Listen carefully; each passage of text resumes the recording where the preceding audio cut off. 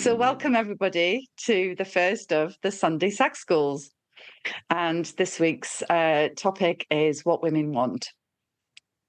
So, I'm delighted to be here with this amazing panel. And so, I'm going to introduce everybody to begin with. So, Alison Pilling is a certified sexological bodyworker, tantric heretic, and conscious kingster. As host of the now legendary Sex Lectures, she returns from self-imposed exile in Greece to host again in Manchester on the 6th of March. Welcome, Ali. Bear Phillips is a trauma-informed bodyworker and an intimacy, love, and relationship coach for men. His first book, Feminism Will Make a Man Out of You, is due out this spring. Welcome, Bear. Rose Skelton Pearson has been a tantrika for almost 20 years. She facilitates trainings and workshops for women, for individuals of all genders, and together with her husband, John, for couples in the UK and internationally. And myself, I have nearly a decade of training and experience in this field. I offer comprehensive, holistic sex coaching for men and and their partners. The Sexual Empowerment Programme is my flagship offering, and I'm absolutely delighted to be running these events. It's very exciting for me. Thank you and welcome. So we've received a number of questions and we've thought some up for ourselves as well. And we've chosen 4 questions, which the panel are going to talk about in the first hour. We will then move into receiving questions from you folks. Are we ready? Women are very puzzling. Some like X and some like Y. And some won't say and some don't know. I love to give pleasure. How do I work women out besides fumbling, friction, or fucking while hoping for all the best? I am one of those women, and why my thought on why I wanted to speak at this panel is, why are we still asking this question? Of course we're ever changeable. And why is that so? We're not your mountain bike or your car. Like, we're not that. There's no Haynes manual. And so it's changing over time, over decades, over minutes. And can you be okay with that? Can you really be okay with that? And then this idea that all women should want the same thing, I think when I was thinking about this question, what I really wanted to do was just go, I don't know what I want, but please don't tell me. I've had a couple of weeks of hearing people telling my young volunteer what she should want and how this is. And I think just this, like, we don't know, and that's okay, and neither do you. And can we discover it together? Because I was one of those women 10 years ago who knew there was more, and I knew I wanted something, but I had no idea what it was because I'd never seen it and I'd never felt it. And so that's why I started exploring all this stuff. And then to understand that, some things I'm going to like, some things I won't, some things I liked last week. Now I don't want to do that again. It's just ever changing. We're mutable as humans. Thank you. Rose, what might be relevant for you? What comes up for you? So it is so much that mutability. We are mutable as humans, and from a tantric perspective, women or those who choose to embody the feminine perspective operate at the polarity of Shakti, which is energy moving. So whereas Shiva is at the other end, which is stillness and consciousness and holding, and everything's a dance between those. So for me, it's very much about operating in the field in between. It's the dance. Can you be actually in the dance of it without having to like I love the what Ali said about the instruction manual. Yeah, there isn't one. How is that not to have one? That's quite a big thing, not to be in the, I know what to do. That's a very safe place. I know what to do. It's quite scary to be in the place of actually, I don't know what to do, and that's okay. So I would say, yeah, lean into that. And you know what? Ask. I have not met any woman who doesn't get amazingly turned on that somebody is invested enough in her pleasure that they want to ask what she wants. That to me is, that's a turn on. That's caring. Thank you, Bear. There's so much there already. I love both what you said, Ali, and you've said, Rose. I totally agree about this thing about desire being something which is kind of an unknowing. We often don't actually know what we want. And yet there's something around consent culture, and especially around enthusiastic consent, which kind of demands in a way, or has this kind of overarching demand that women somehow should know what they want. And I think that's something which men can struggle with. I've certainly struggled with in the past. It's a kind of, it comes from the sense that if there can be certainty about desire, then there can be safety. If we know exactly what we want, then we can be safe, but that's just not the case. So the question does come back to how can we be okay with not knowing? And I think for a lot of men, we really want to know. We want that manual. We want that certainty. And the not knowing just creates this real sense of how do we manage ourselves if we sense a rejection or sense a disappointment that what we might want is different from what our lover or partner might want. So yeah, it's really complex, this. Yeah, I think there is the certainty for men in having a set of tools or a set of techniques. And that can be important. There are some foundational pieces, how to touch a partner, how to touch yourself, how to touch a partner, how to bring full presence, exquisite presence, how to approach a yoni or a woman's genitals, how to touch breasts that isn't just like the orange squeezer model, we see it all the time. Yeah, and going straight for the nipples. These are foundational pieces. These are techniques that you kind of, as a man, you kind of do need these in the same way that women need to have some basic understanding of how to touch themselves and how to touch their man.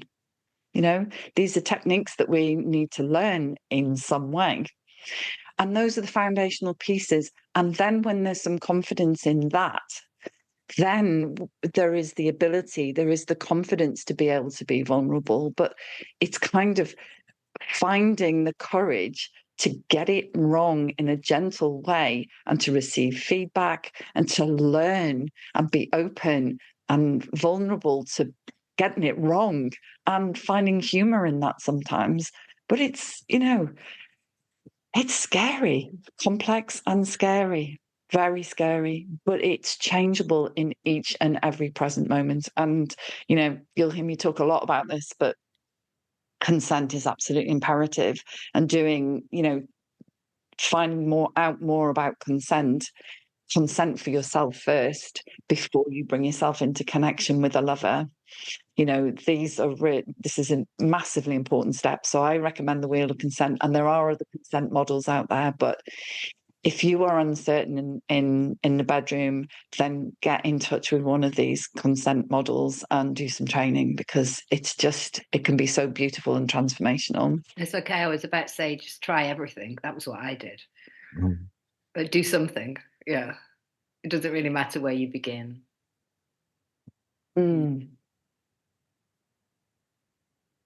Yeah. You have to try, and you have to start somewhere. Yeah. It is a courageous act to move into the not knowing. Yeah. Vulnerable and courageous, especially in a new relationship or even in an existing relationship. It's just like you've been together 10 years. Let's try something new. It's not working anymore. Oh, I like to think of it as being like a scientist. So, like, you do experiments, but you don't actually know how they're going to turn out. So you don't have an investment in the outcome. It's like, what would happen if I did that? Oh, that's interesting. And then you keep that element of play. It doesn't matter how it turns out. It's just getting new information.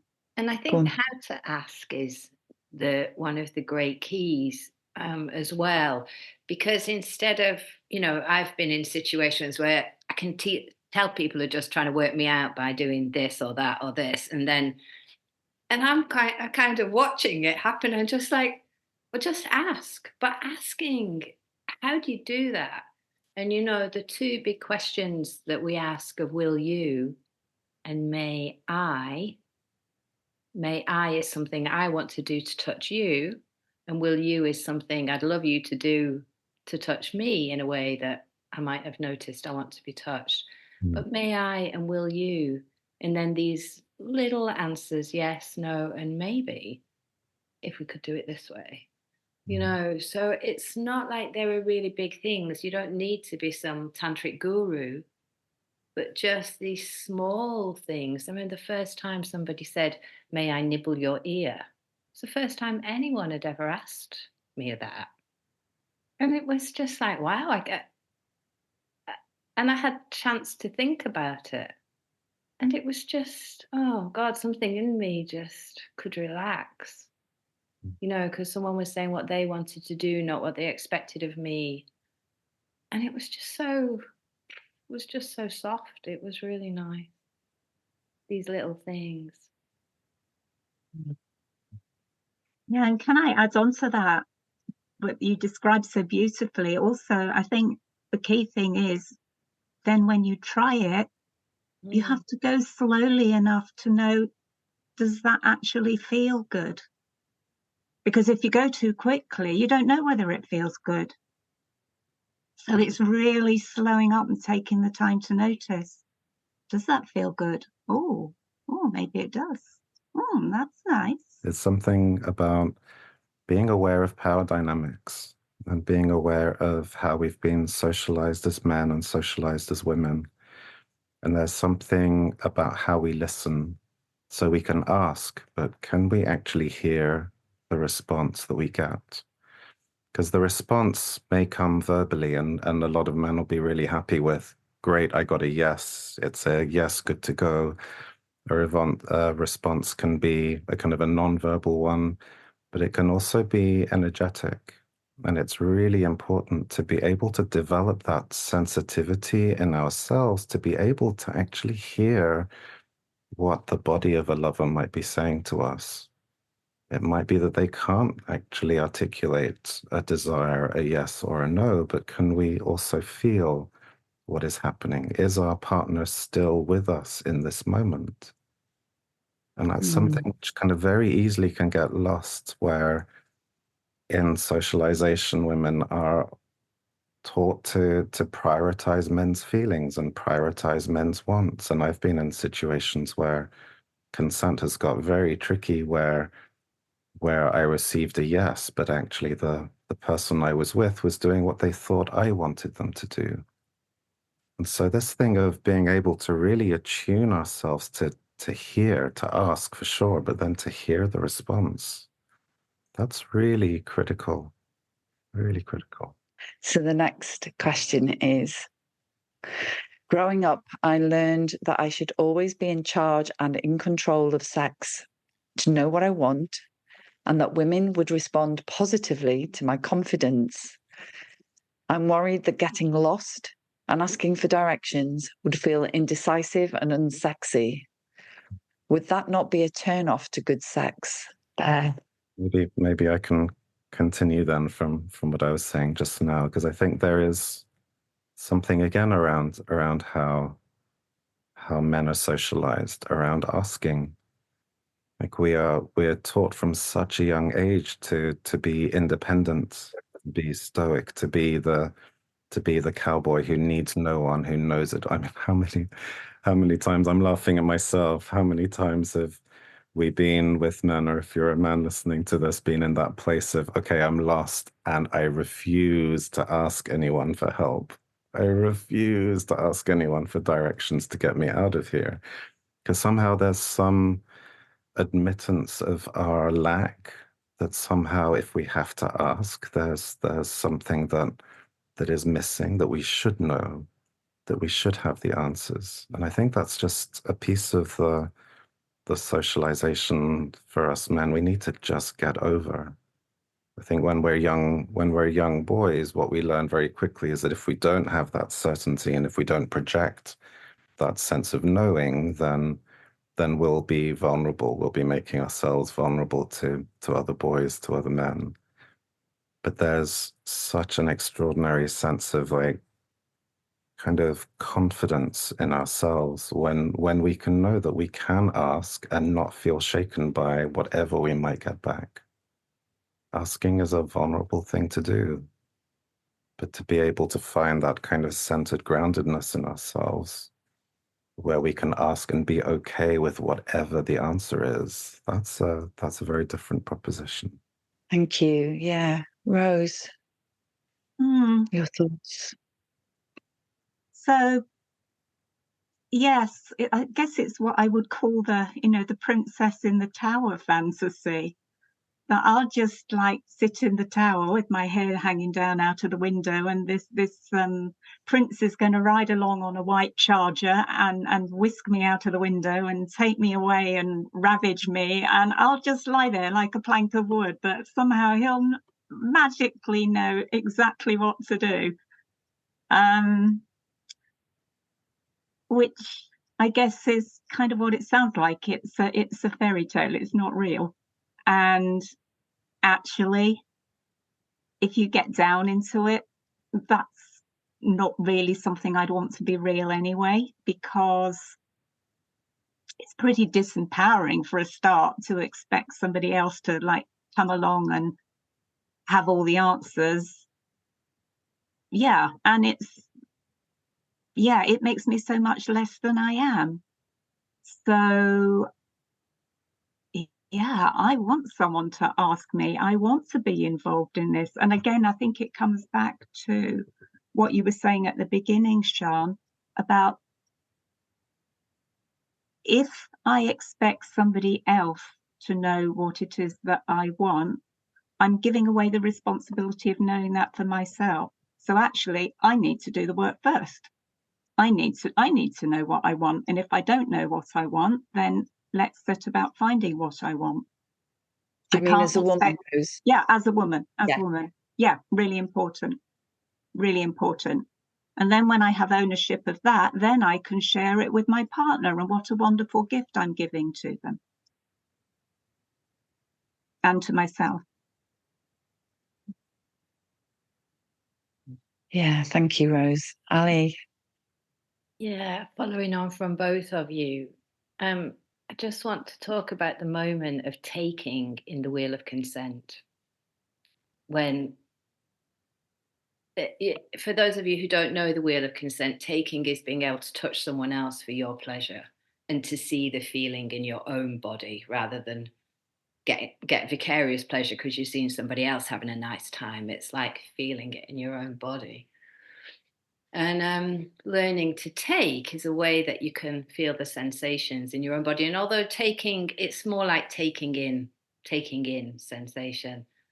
And I remember the first time working with Betty Martin, and I had this man pressed up against the wall, and I was kind of ravaging him. Oh my God, learning that feeling in me. Everybody had their clothes on, and it was just so powerful in a way, rather than having things happen to me that sometimes I liked and sometimes I didn't, being able to do something and touch somebody else because I wanted to do it. And because we'd done all the practices, I kind of was discovering myself at the same time as touching someone else up, you know.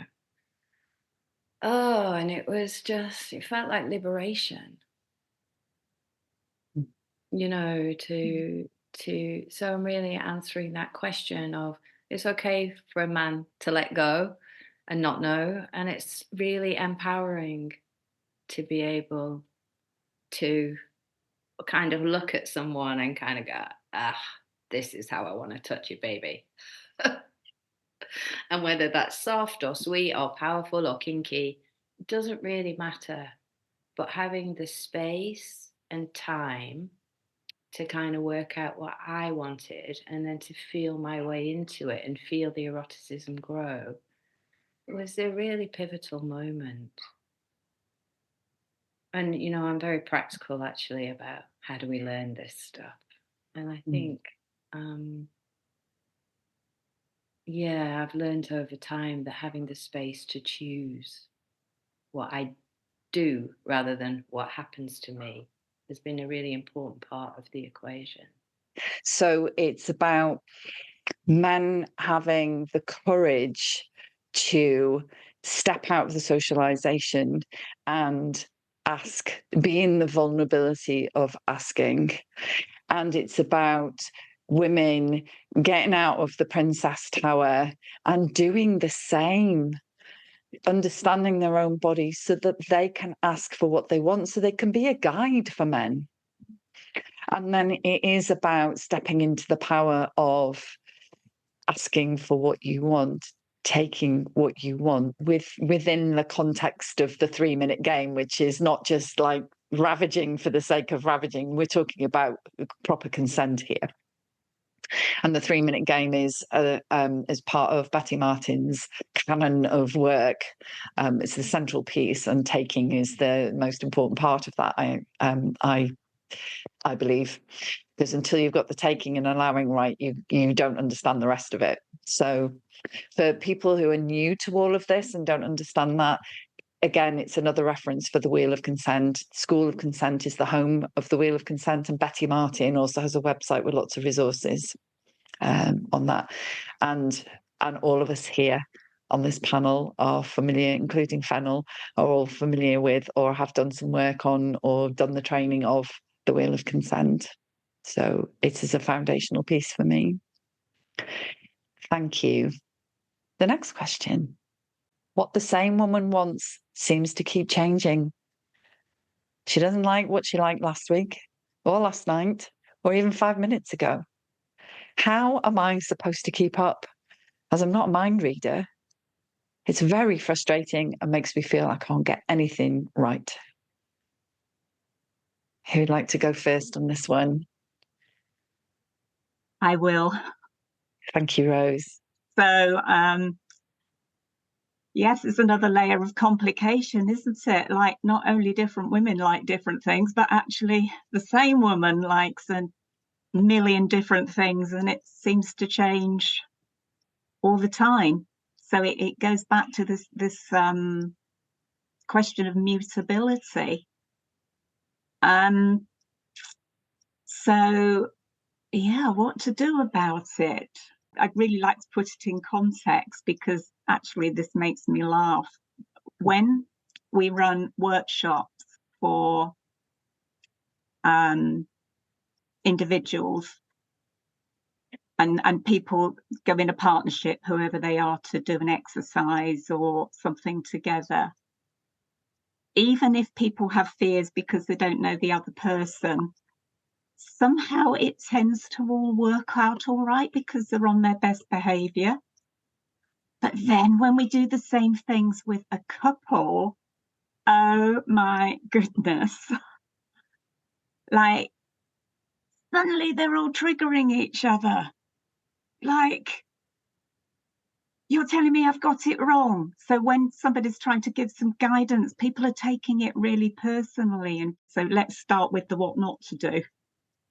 Don't take it personally. if she's suddenly saying, actually, do you know what? I don't really like that anymore. She's not being awkward. She's not doing it to confound you. She actually really doesn't. And we'll go into a bit about the different reasons why that might be. So can you step back? Can you not take it personally, but can you actually take it as a gift from the heart? Like, I'm sharing this with you. This is vulnerable for me to share. Actually, it's not doing it for me. Or, you know what? This would do it for me. Can we try it like this? But it's taking a step of vulnerability. The same as it is not to know, it's also vulnerable to ask for what you want. So why would that change? Lots of reasons. So we change. Women in particular, our desire, our libido, our response mechanisms are very much tied to our biology. So obviously the obvious one is the menstrual cycle. At different points, we feel more and less horny, and that might be individual for each person, but it changes. It doesn't stay the same.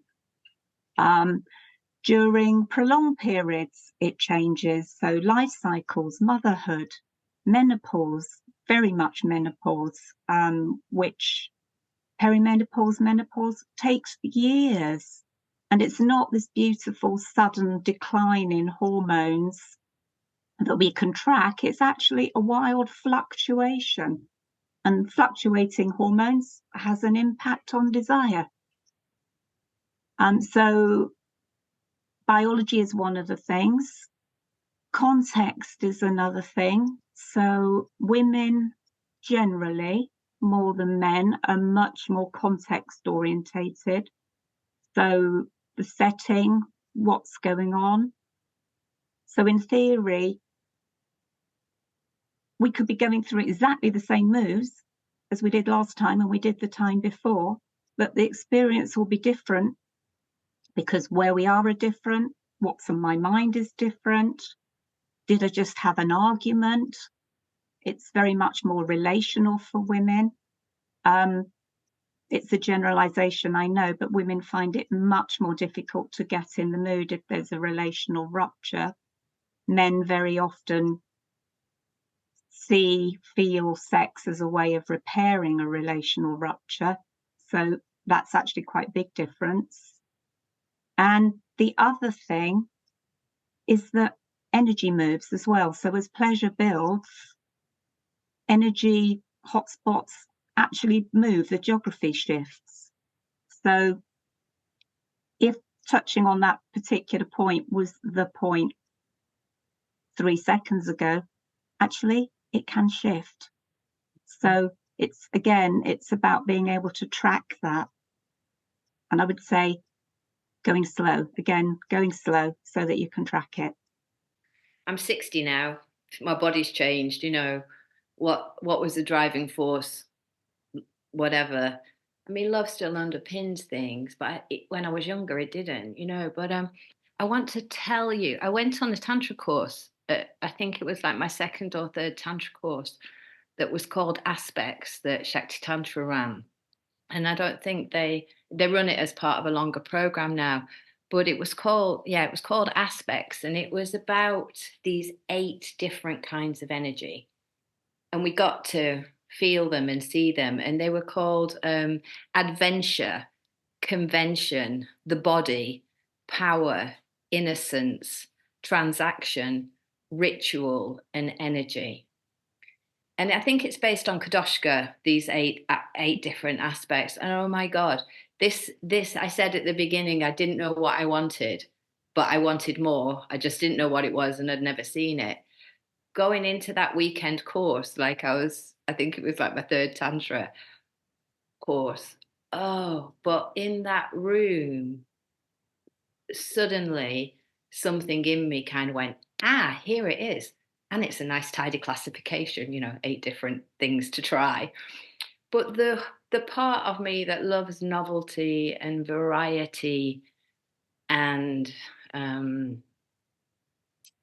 experimentation and taking risks and it was scary, really, really scary, the body one in particular.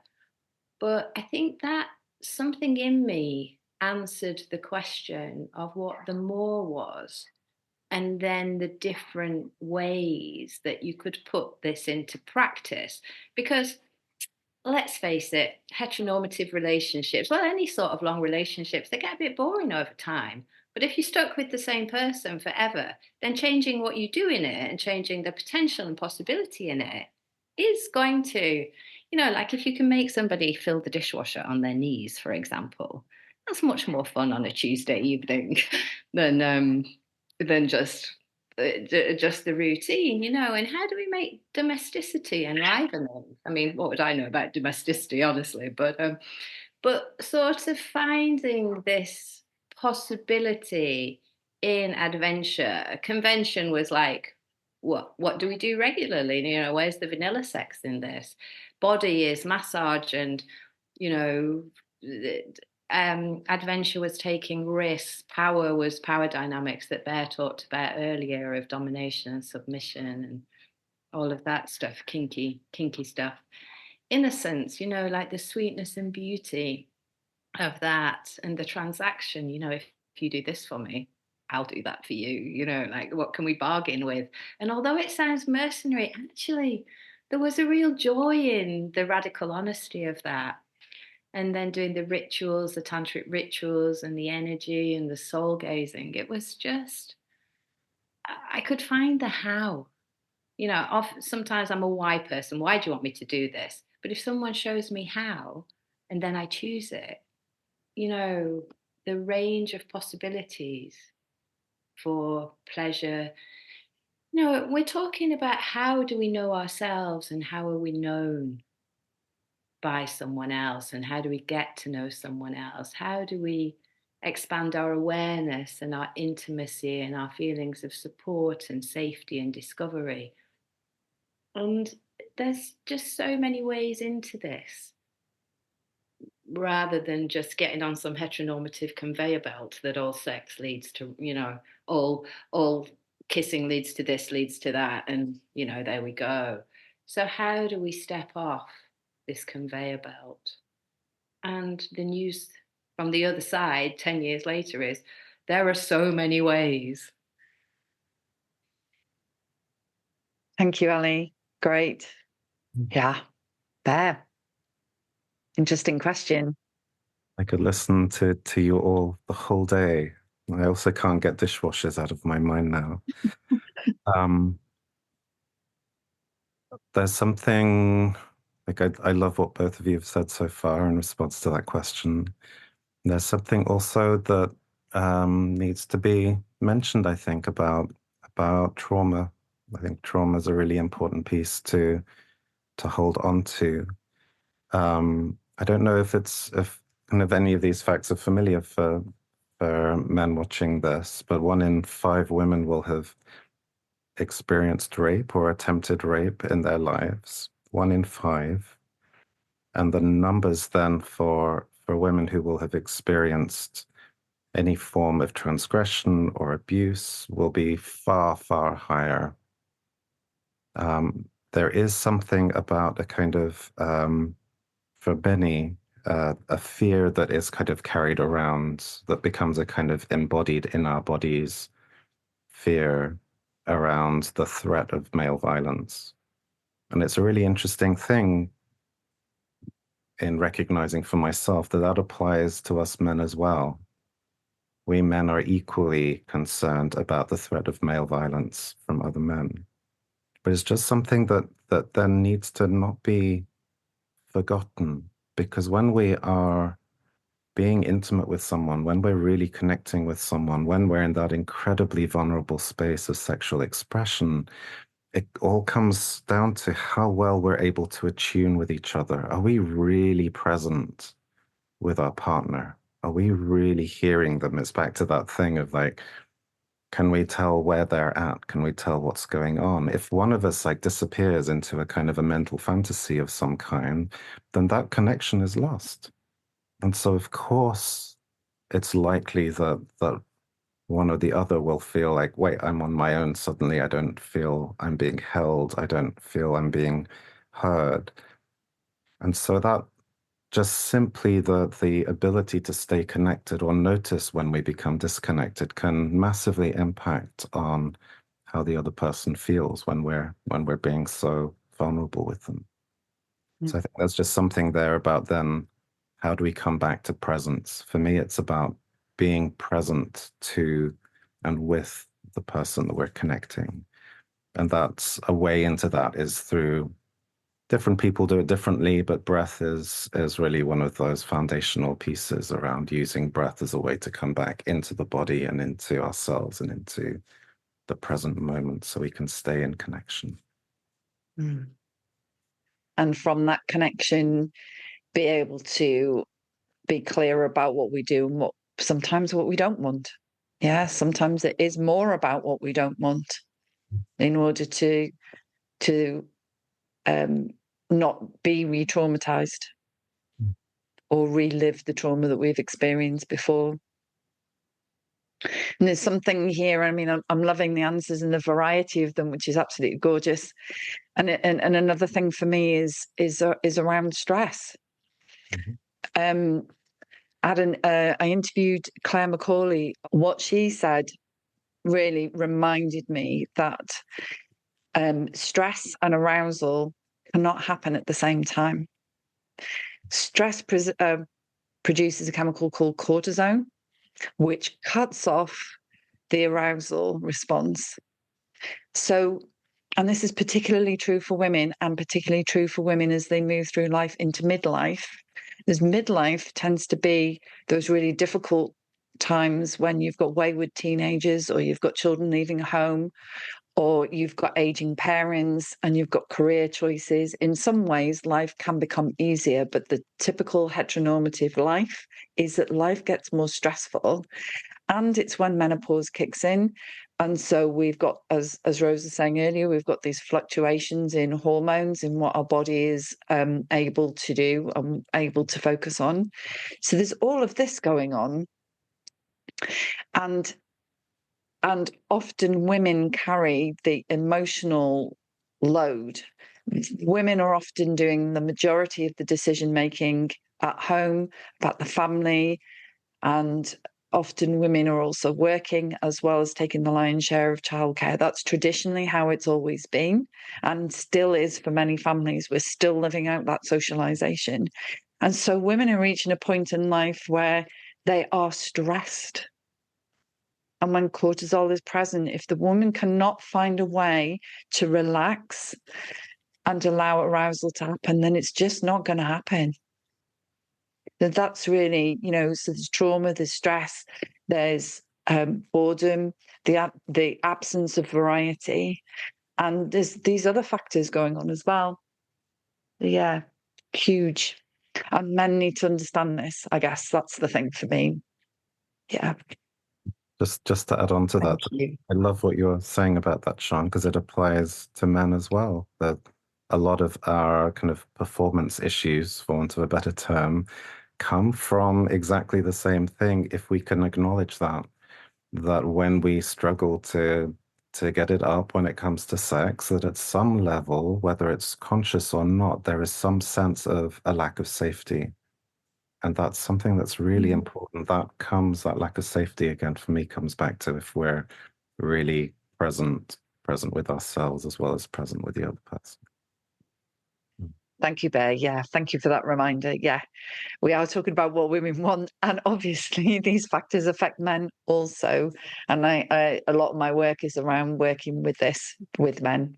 So I'm going to move on to the final question in this section. My partner doesn't seem to want to have sex with me anymore. Whenever I try to talk with her about it, she gets all defensive. I love giving to her, and she used to enjoy what I did, but now I don't know what she wants. So some context to this. This is a question that I've put in, and it's kind of a gathering of lots of men's different experience. And the extension to that is often, she doesn't want to sleep with me anymore. And I'm feeling rejected and I'm feeling isolated. And she's there on her side of the bed and I'm here on my side of the bed. And it doesn't make any sense. And I don't know how to break the wall between us. So that's kind of more of the context for that. Bear, would you like to speak first on this? Okay, thank you. I think that might in a way carry on from what I was just saying, that you were quite right that we are here to talk about what women want.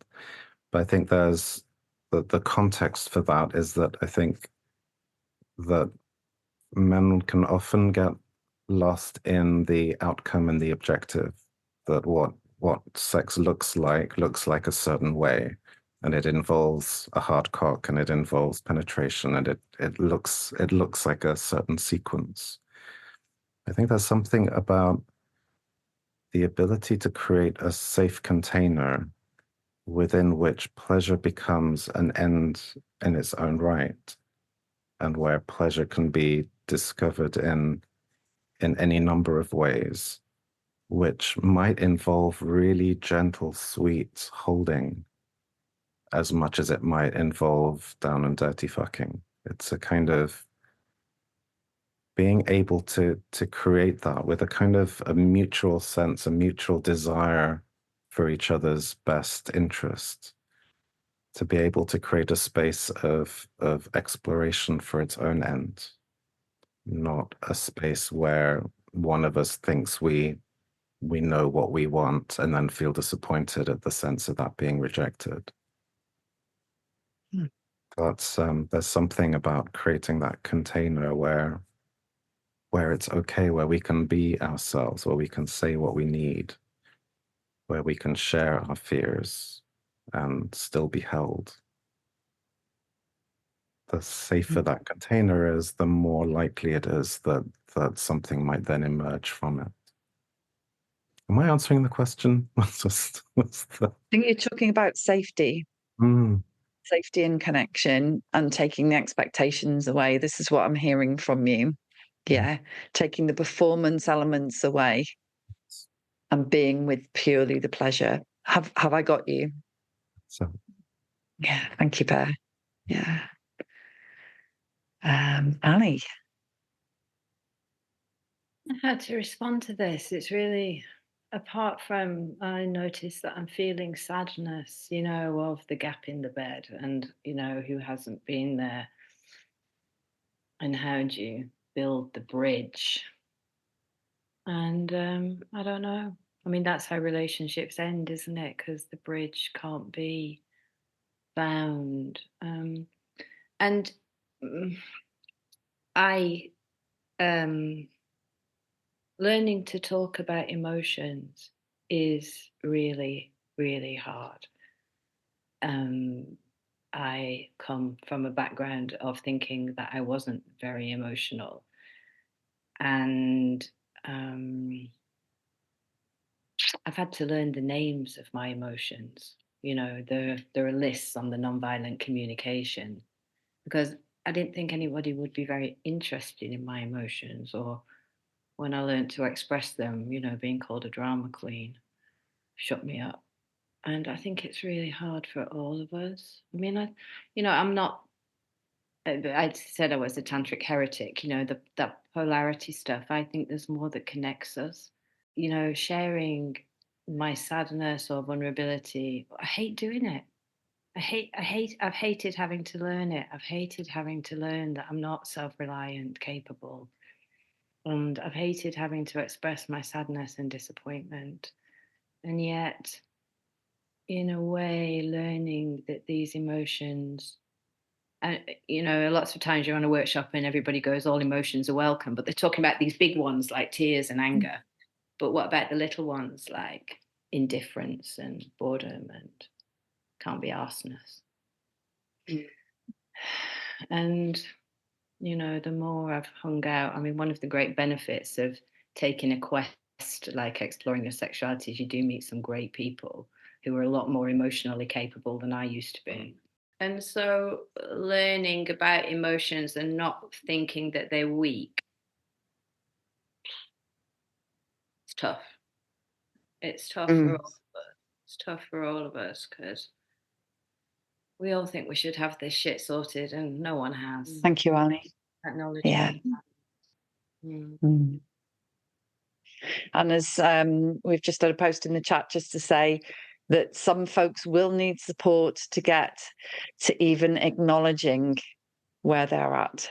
Mm. And this is what our work is. Yeah, whether it's the sex lectures, whether we're working with couples, whether we're working with individuals, this is the work we are offering. Not because I'm doing a sales job, but because similarly, I couldn't have possibly have found my way into where I am now without the support of body workers, my training, being in workshop spaces. It's called doing the work.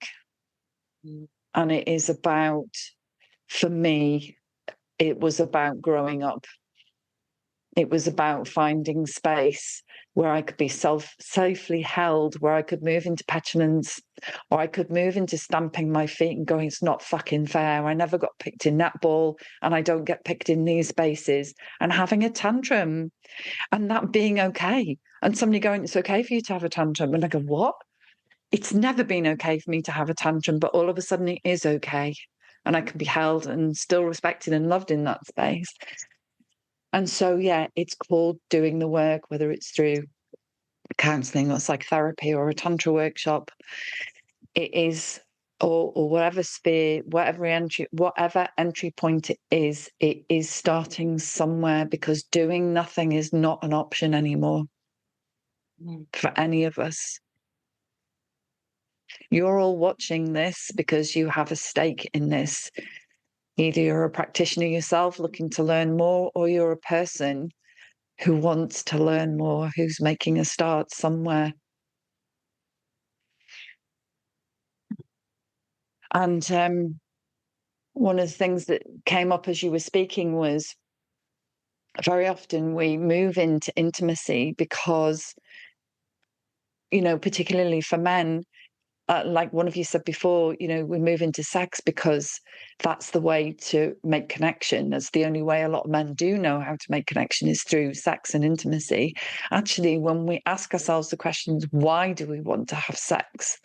And look at the deeper reasons, maybe having sex is the only time that you two actually gaze into each other's eyes. Or maybe having sex is the only time you actually get to kiss.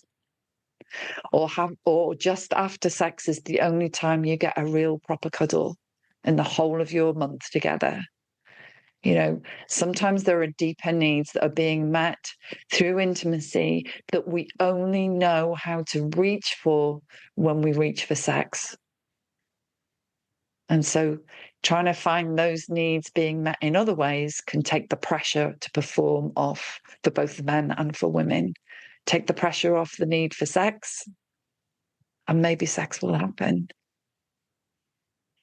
Rose, I'm aware. Please share your thoughts. No, absolutely everything that has been said already. So, yeah, it's so tragic. I work with couples and I work with individuals on both sides of couples who report what's going on. And very often it's exactly as you say, yes, it's the man. I'm not getting sex, but also I'm not getting sex, so I'm not getting cuddled. She's sleeping with this gap. She's sitting on a different sofa from me. We don't even hold hands. And it really is so tragic. But the thing is, when I speak to women who are also in that situation, they're also really grieving inside because they're not having the intimate connection that they want to have. But going back to the thing about containers and context, you know, women, particularly as we get older, we're in our midlife, we have all these responsibilities. And then I have a husband who is pressuring me to have sex. And I don't feel like it, maybe because my body's changing, my body isn't doing what it used to do. But I can't really share that because it feels like this giant pressure.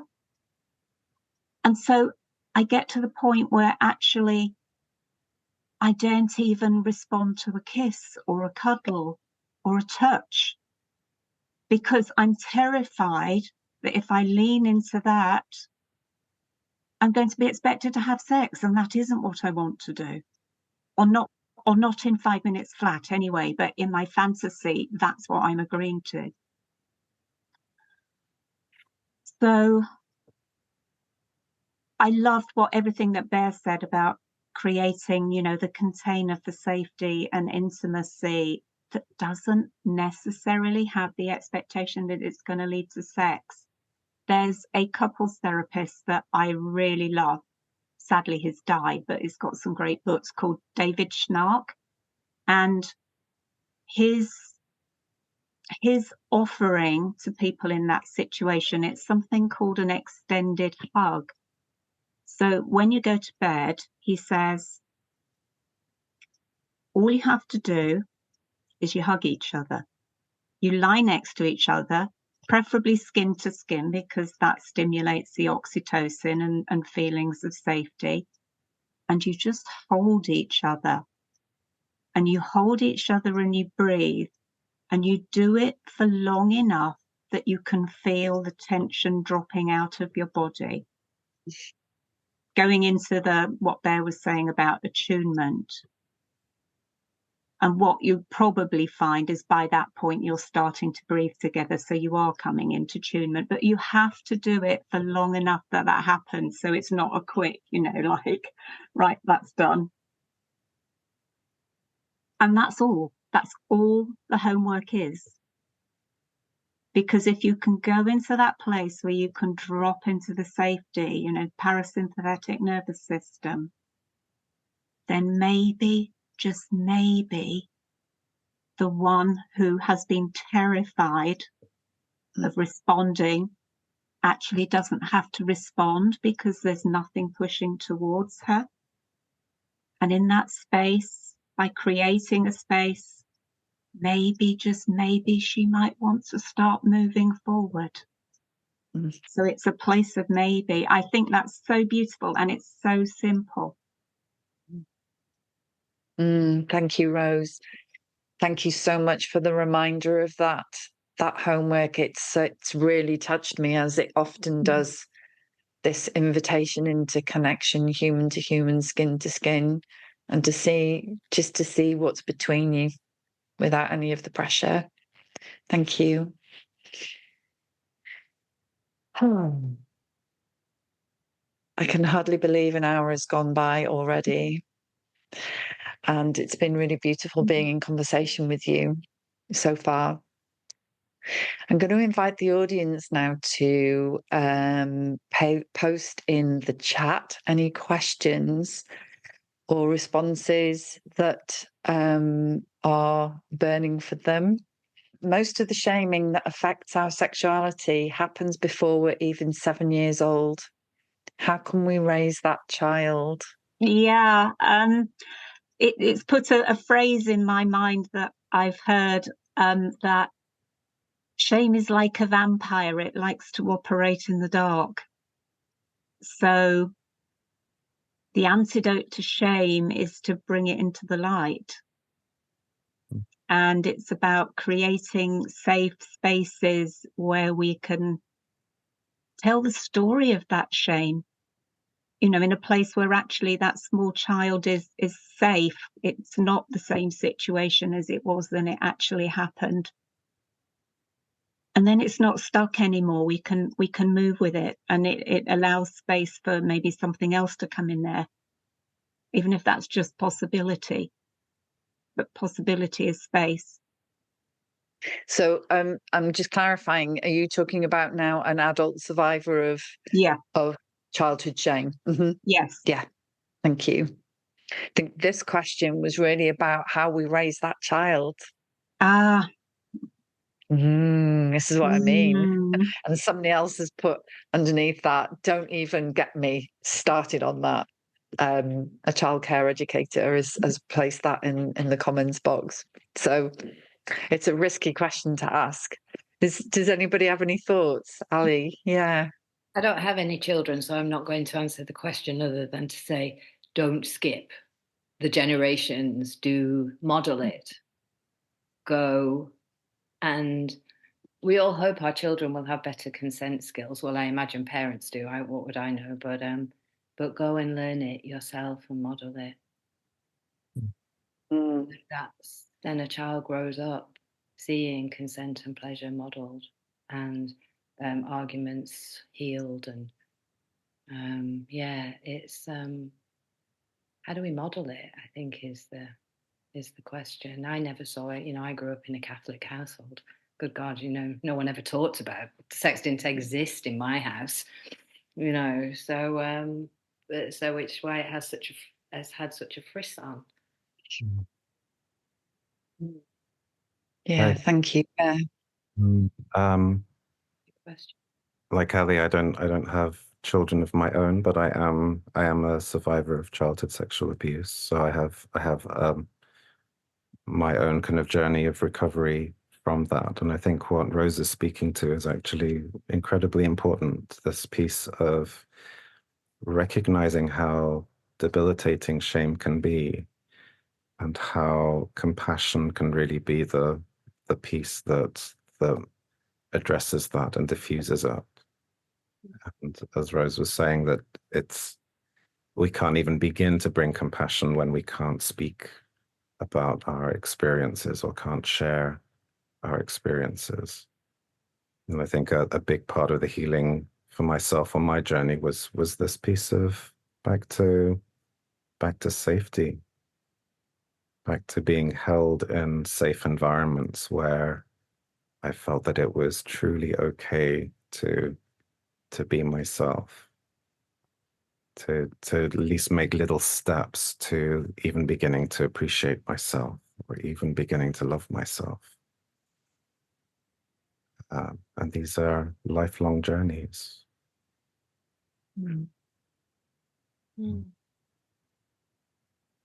Thank you. Thank you for sharing.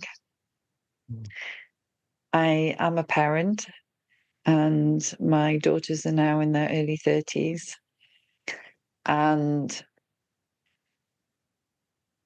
I thought I was doing better than my parents did, and made huge mistakes, massive mistakes, which have really seriously impacted my children's well-being.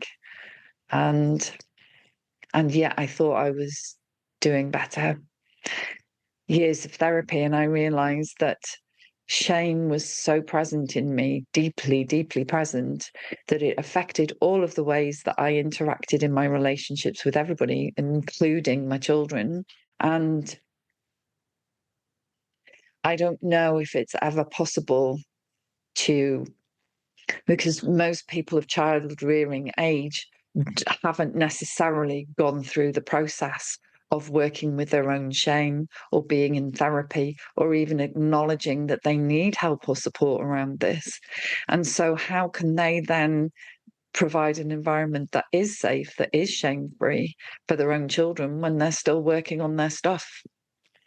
And I think this is the difficulty of raising children around sex and intimacy and relating generally, because one parent or two parents or four parents, however many caregivers are in the household, there's going to be dynamics that aren't healthy, and the children witness it all. Yeah, even when the parents or the caregivers are pretending, the children still witness it all. So I don't think, somebody said they've been wrestling with this for years. I don't think it's possible to bring our children up in a shame-free household. I think what we can do is, when we're doing the work, as has been suggested, is as we do the work, we support our children as they grow in later life. And that's all we can do, and own our shit. That's been really painful for me. Owning my shit has been part of their healing. Yeah. Oh, gosh. So we've got loads of questions in the chat now, which is amazing. Men need to do the work, but how do we get to them? Those already in conscious sexuality and sex positive world have made a start. But how do we get to those outside of our circles where the real work needs to take place? Many thoughts on this. I might jump in on that, because that's really the reason for writing the book I've been writing. And I wish it would be out in spring. The books take a lot longer. For me, the key has been recognizing how patriarchy hurts us men and being able to get clear on that. There is an epidemic of loneliness and isolation amongst men. Suicide rates for men are 6 times higher, I think, than they are for women. And that comes from, again, the socialization we experience as young boys, where with every admonition to man up and boys don't cry and stop being such a sensitive wallflower, whatever they might be, as men, we're taught to cut off from our feelings. We're taught to separate from our sensitive, emotional selves. So what we don't recognize is that what happens in that socialization is that we become less than whole and complete human beings. That thing we were talking about earlier about the kind of that men need to be independent and stoic and have all the answers and know how to do it all.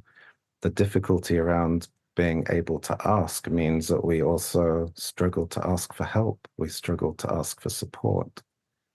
And so for me, it's that's the way in, is the kind of speaking to men about where the pain point is can help us to get them to kind of explore at least or begin that step towards reclaiming our full emotional selves. I'm still on that journey, heaven knows. And that can be a way into doing the work, because that's where empathy is, and that's where listening is. And that brings us back to being able to really hear each other and be with each other when we're in the vulnerable space of sexuality.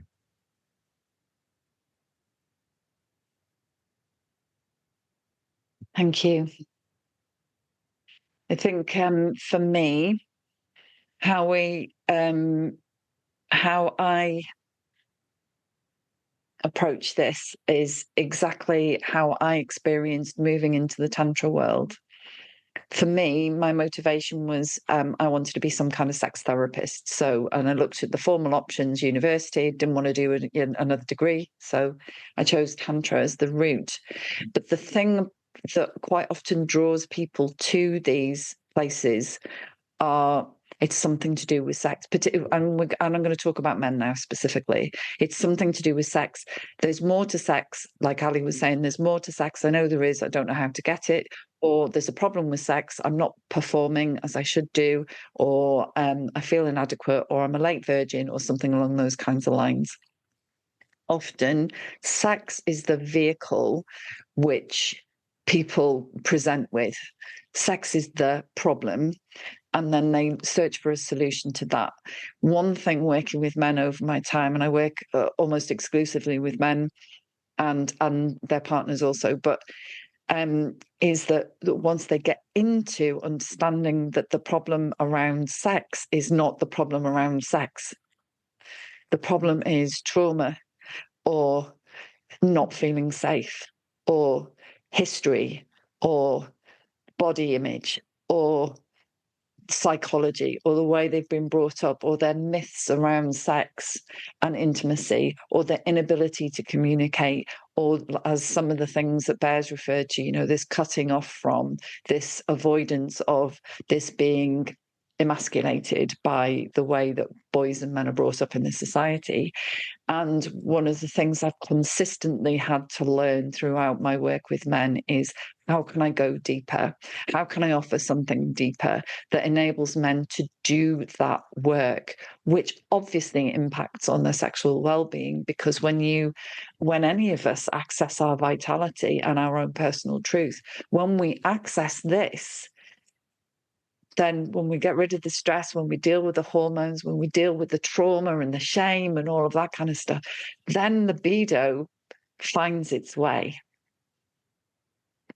My own experience this morning, I shared with the panel before we came on, self-pleasure has been something I've not been able to access for 6 months. And now slowly, as the stress in my life is easing away, self-pleasure and libido is returning. So just that, as simple as something as that, just acknowledging the stress I was under and changing my lifestyle has helped my libido to flourish again. So I hope that's helpful. Is there anything, Rose, or are you burning to say? Because there are some other questions. Men's groups, men's work.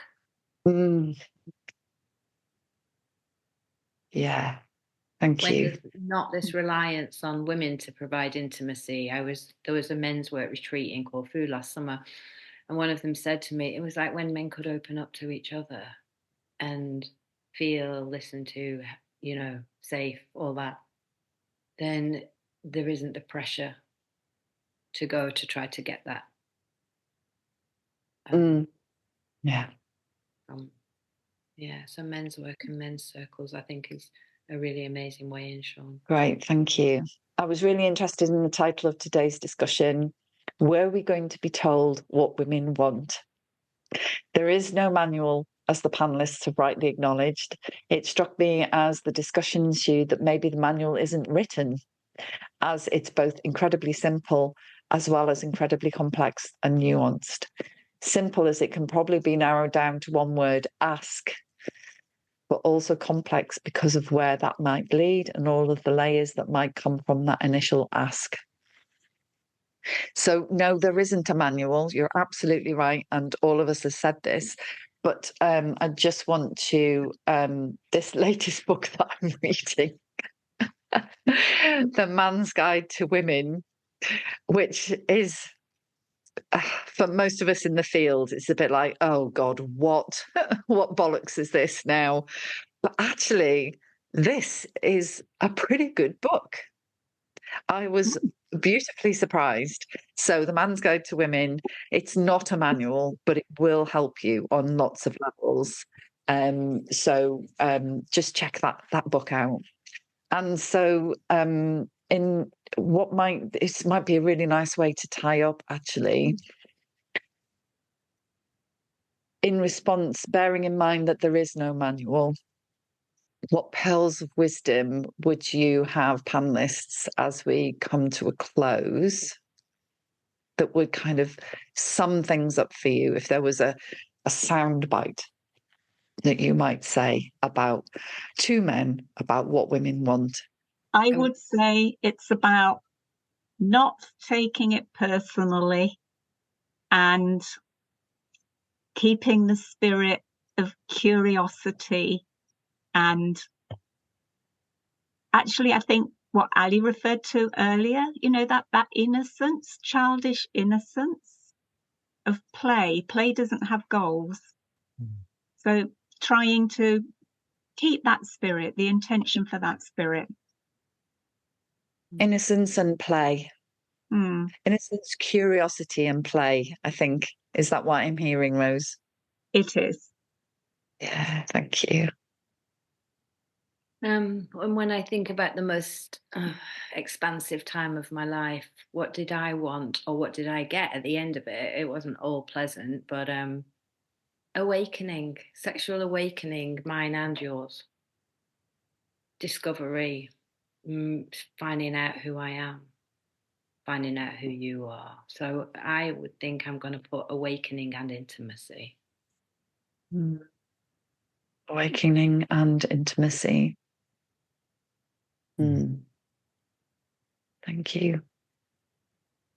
I'm not sure that we actually said it explicitly, but I think for me there's something about the vulnerability that we were speaking about earlier on this morning, and how the sense of connection and intimacy comes through that vulnerability. Like that's actually where we connect with each other when we can be fearless enough to be vulnerable. So intimacy comes from vulnerability. Thank you. I'm noticing how touched I am by the tenderness of this sharing. And I think, I guess for me, one of the components is safety. If the safety is there, if we can create spaces of safety, then we can play. Then we can communicate. Then we can move into intimacy and asking each other what we want and being vulnerable. But that safety has to be there first. And I think even with risk, taking risks, there has to be a certainty of some degree of safety. This could all go horribly wrong and I'm still okay. I won't be absolutely devastated if this goes wrong. It's going to hurt, but that's okay. And I think for me, we on the panel here are all practitioners of some description with an investment in doing the work that we do. And so, of course, we're going to advocate for seeking professional help. For me, it doesn't have to be professional help, but it does have to start with asking yourself those questions, because it all comes from us. If you're a woman watching this thinking that it's all men's fault, then what work do you need to do around your communication, around your shame, around your ability to know what it is that you want and what you don't want? And if you're a man watching this thinking that it's all women's fault, or I'm inadequate, which is much more likely for men. I'm not strong enough. I'm not powerful enough. I don't know what I'm doing. Men are are also likely to internalize these things. It's like, where can you do the work? What are you doing on yourself? How can you start that journey? It's about, at the end of the day, for me, it's always about doing the work, what we call doing the work.